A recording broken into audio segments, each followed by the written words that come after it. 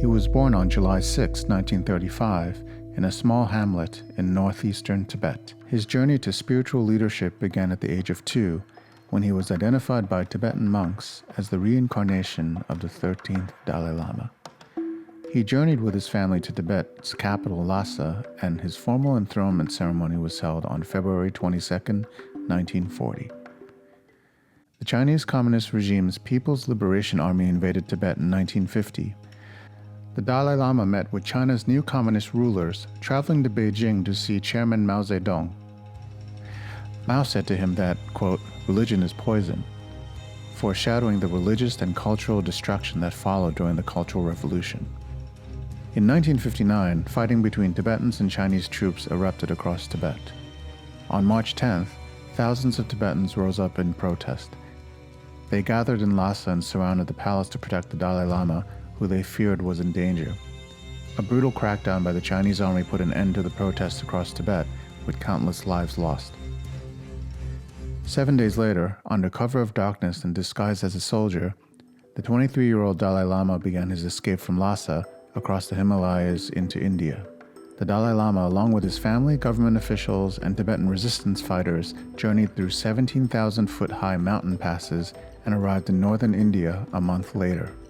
After being granted asylum by India, the Dalai Lama established Tibet's government in exile in Dharamsala, in the Himalayan foothills. The Dalai Lama continued to campaign to bring the plight of the Tibetan people to the world's attention, traveling around the world to meet religious and political leaders, including Pope John Paul and South African President Nelson Mandela.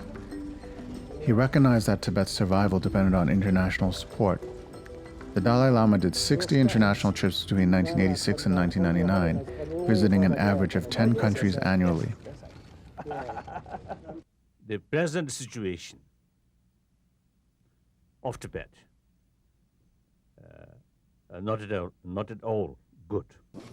In a move which angered China, the Dalai Lama met with Taiwan's president and said the Taiwanese people should be able to choose their own fate. In 2007, he traveled to Washington to receive the Congressional Gold Medal, Congress's highest civilian honor, in recognition of the Dalai Lama's advocacy of nonviolence, compassion, and tolerance.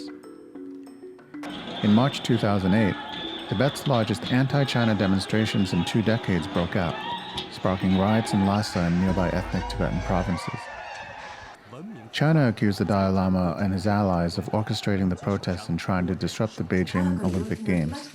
You see, we seeking genuine autonomy, not seeking independence. The Dalai Lama also became the world's most visible ambassador of Buddhism, with his teachings on inner happiness and harmony, making ancient Buddhist wisdom relevant to modern audiences. Then the practice of compassion itself brings inner strength, inner calmness, less fear. As a result, your physical health also improve.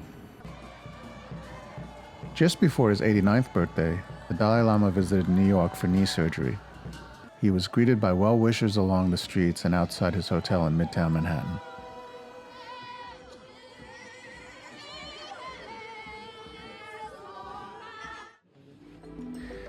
As he had promised more than a decade ago, the Dalai Lama announced in the days before his 90th birthday that the institution of the Dalai Lama will continue on to a successor, one that he said would be selected by his Tibetan nonprofit and not the Chinese government.